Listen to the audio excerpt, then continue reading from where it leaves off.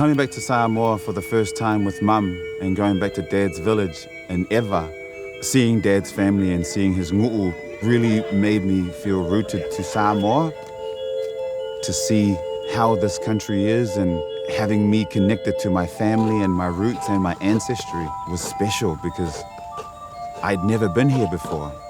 And now it makes me feel like I'm home for the very first time. I got to go to the Mākekis. My mum got to show me and tell me how things work here in Samoa. We got to go and get clothing and little bracelets and jewelry that was made from the people here, made from the land. I've traveled everywhere and done projects all over the world, but Samoa is my home.